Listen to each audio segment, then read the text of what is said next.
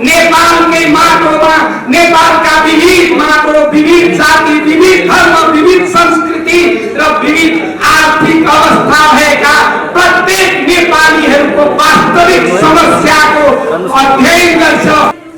विकसित राष्ट्रबाट विकासोन्मुख राष्ट्र, विकासोन्मुख राष्ट्रबाट विकसित राष्ट्र भन्दा पनि संसारको विकसित राष्ट्रको पहिलो सूचीमा स्थापित गर्नुपर्छ।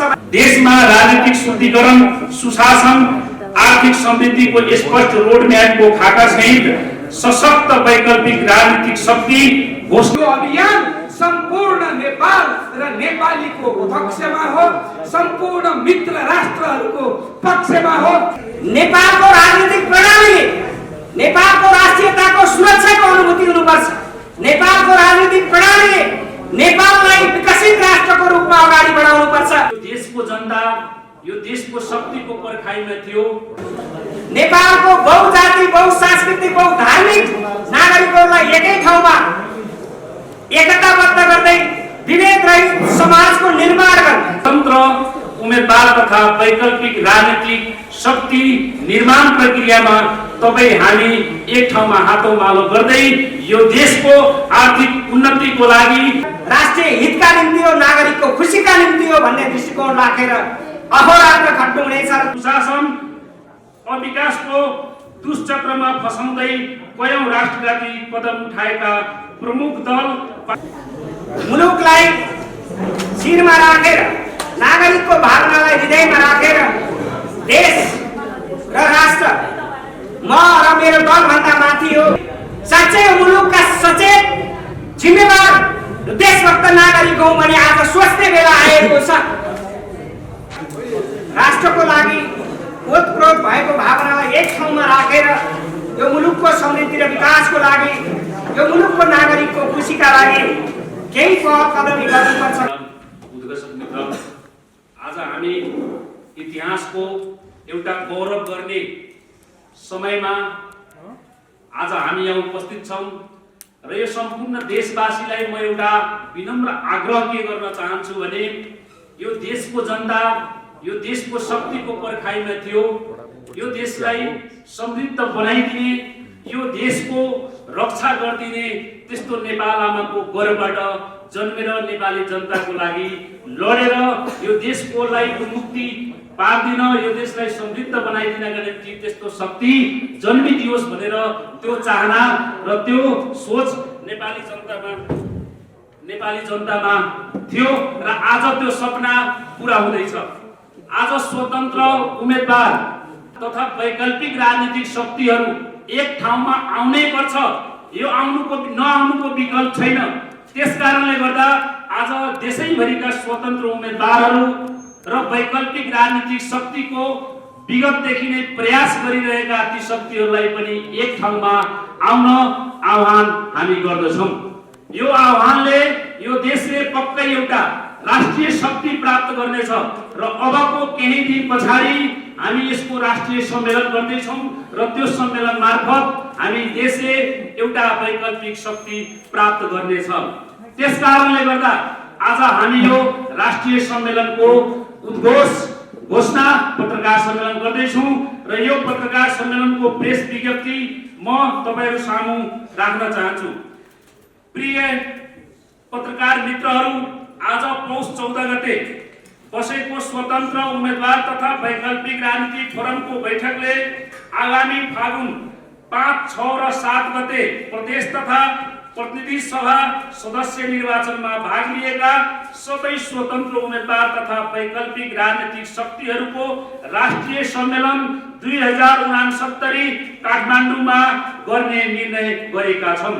स्थानीय तह निर्वाचन र गत मङ्सिर 4 गते सम्पन्न प्रदेश तथा प्रतिनिधि सभा सदस्य निर्वाचन हुँदै हालसम्म देशलाई माया गर्ने विभिन्न स्वतन्त्र तथा वैकल्पिक राजनीतिक पक्षमा रहेका व्यक्ति समूह अभियानहरू बीच प्रदेश केन्द्र हुँदै देशका विभिन्न भागहरूमा झन्डै 82 वटा मिटिङ, छलफल, अन्तर्क्रिया कार्यक्रमहरू भइसकेको आज पौष 14 गते 83औं कार्यक्रममा हामी पत्रकार सम्मेलन गरेर आगामी बाटो तय गर्ने स्थितिमा आइपुगेका छौं। नेपालको राजनीतिमा आजसम्म यस्तो सङ्गीन घडीमा जहाँ हरेक नागरिकले राष्ट्र र राष्ट्रियतालाई केन्द्रमा राखेर निर्णय नलिने हो भने मुलुक थप भड्कालोतर्फ जाने निश्चित छ। 3 दशक भन्दा लामो समयदेखि यो देशलाई भ्रष्टाचार, सुशासन र अविकासको दुष्कर चक्रमा दुष्चक्रमा फसाउँदै कयौं राष्ट्रघाती कदम उठाएका प्रमुख दल, पात्रहरू तथा पछिल्ला राजनीतिक घटनाक्रम हेर्दा आम नेपाली जनता, सचेत नागरिक समाज अझै चुप लागेर बस्नु गम्भीर अक्षम्य गल्ती गर्नु हो। गत स्थानीय तहको निर्वाचन, त्यसपछिको प्रदेश तथा प्रतिनिधि सभा सदस्य निर्वाचनमा आम र सचेत मतदाताले देखाएको मत परिणामले अब देशमा विकल्प सहित परिवर्तन र नेतृत्व खोजिरहेको अनुभूति भएको सबैले महसुस गरेका छन्। स्थानीय तह निर्वाचन, प्रदेश तथा प्रतिनिधि सभा सदस्य निर्वाचनमा स्वतन्त्र रूपमा उम्मेदवारी दिएका स्वतन्त्र उम्मेदवारहरूले नेपालको राजनीतिमा देखाएको चासो र सहभागिताले देशमा परम्परागत विभिन्न वाद र दर्शनका खोल ओढेका दल र व्यक्तिहरूबाट यो देशको परिवर्तन हुन सक्दैन भन्ने स्पष्ट मेसेज दिइसकेका छन्। स्वतन्त्र सम्पन्न सबै निर्वाचन र परिणामहरूको गहन विश्लेषण गर्दै आम नागरिकको चाहना र अबको आवश्यकतालाई मध्यनजर गर्दै सबै स्वतन्त्र उम्मेदवारहरू, वैकल्पिक शक्तिहरू, राष्ट्रवादीहरू र प्रगतिशील सोच राख्ने सम्पूर्ण व्यक्ति समूह अभियानहरू एक ठाउँमा उभिन आवश्यक रहेको मनन गर्दै आज पौष 14 गते गरेको स्वतन्त्र उम्मेदवार तथा वैकल्पिक राजनीतिक शक्तिहरूको संयुक्त बृहत बैठकले आगामी फागुन 5, 6 र 7 गते काठमाडौँमा राष्ट्रिय सम्मेलन गर्ने निर्णय गरेको पत्रकार तथा उपस्थित सबैमा जानकारी गराउँदछौँ।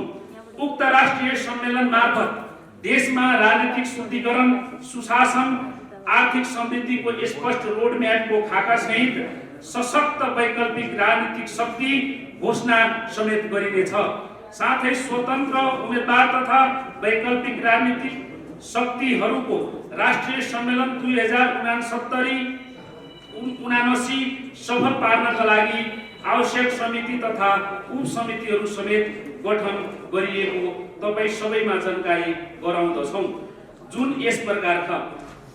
सम्मेलन मूल आयोजक समिति डाक्टर नन्द काप्री, सचिवालय तथा प्रचार प्रसार समिति डम्बर साहू, अन्तर्राष्ट्रिय समन्वय समिति सुनील प्रसाद शाह स्वयं, आर्थिक व्यवस्थापन समिति नरेश चौलागाई,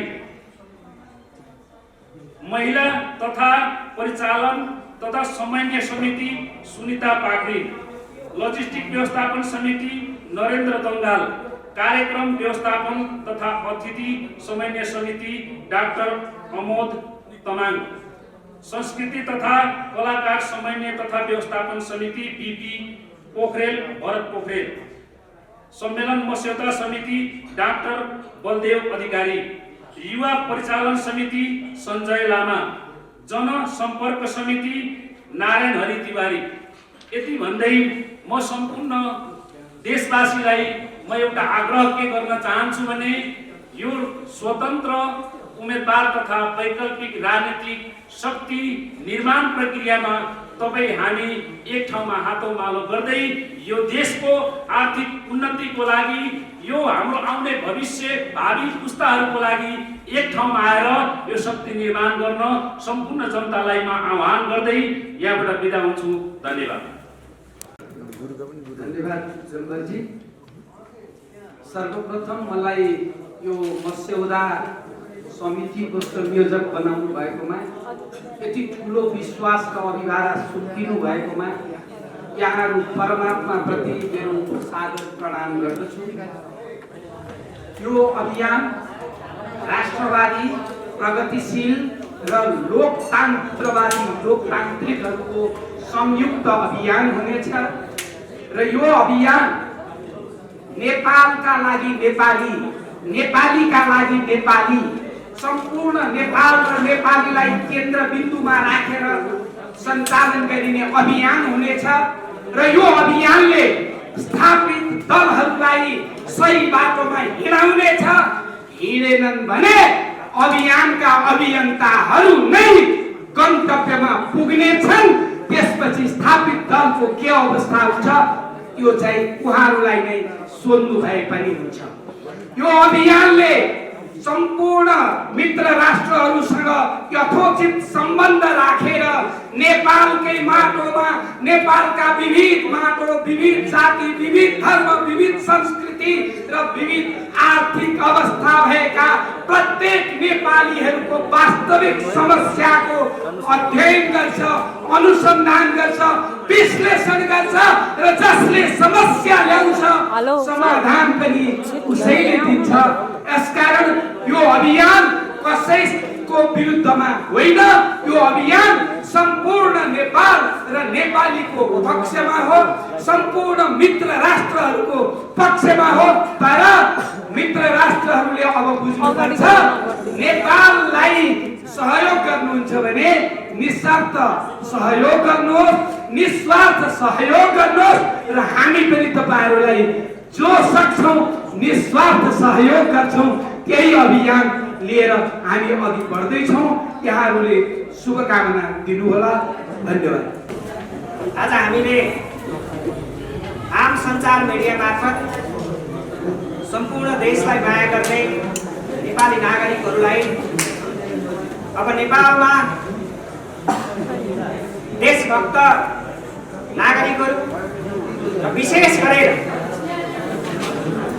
प्रतिनिधि सभा र प्रदेश सभामा चुनावमा प्रतिस्पर्धी स्वतन्त्र उम्मेदवारहरू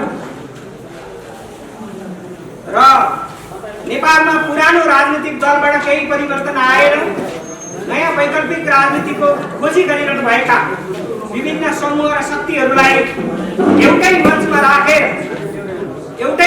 राखेर राष्ट्रको लागि ओतप्रोत भएको भावनालाई एक ठाउँमा राखेर यो मुलुकको समृद्धि र विकासको लागि, यो मुलुकको नागरिकको खुसीका लागि केही पहल कदमी गर्नुपर्छ भनेर यही 80 साल फागुन 5 र 6-7 गते काठमाडौँमा संयुक्त राष्ट्रिय सम्मेलन गर्ने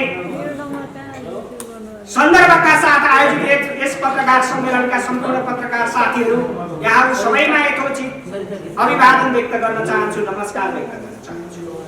निश्चय नै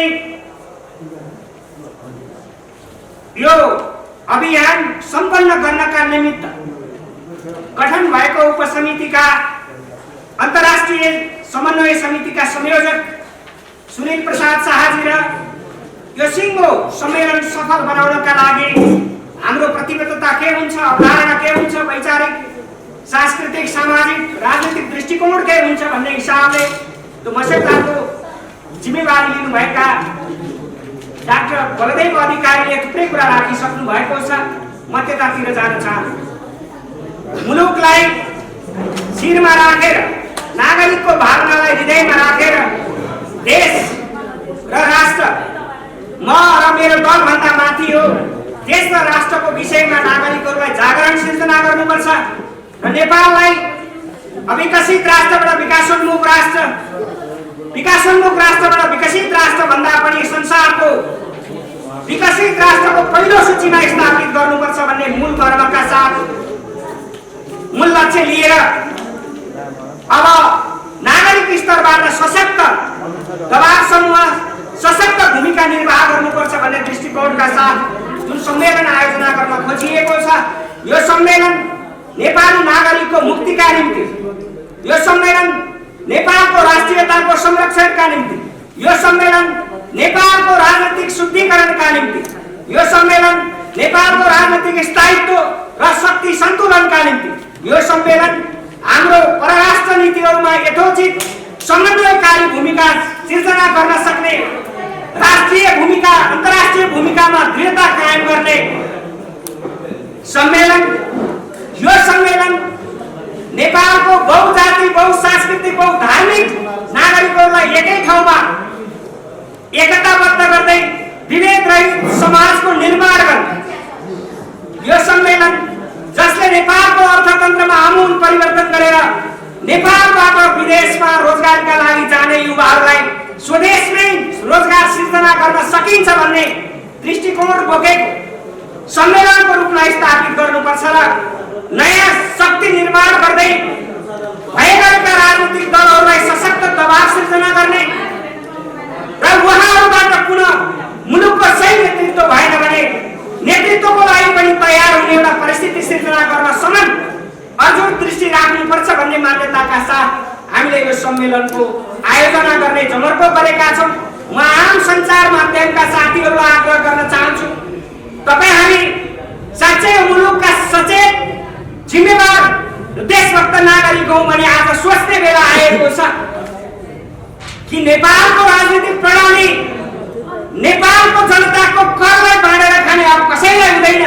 त्यसकारणले नेपालको राजनीतिक प्रणालीले नेपालको राष्ट्रियताको सुरक्षाको अनुभूति हुनुपर्छ। नेपालको राजनीतिक प्रणालीले नेपाललाई विकसित राष्ट्रको रूपमा अगाडि बढाउनुपर्छ। नेपालको राजनीतिक प्रणालीले प्रत्येक नेपालीलाई खुसीका साथ सुरक्षाका साथ अमन चयन गर्न पाउने व्यवस्थाको सिर्जना गर्नुपर्छ। यही दृष्टिकोणबाट हामी लक्षित छौँ। यो दृष्टिकोणमा नेपाललाई पुर्याउनको लागि तमाम नेपाली नागरिकहरूलाई म आम सञ्चार मिडिया मार्फत यो सम्मेलन मूल आयोजक समितिको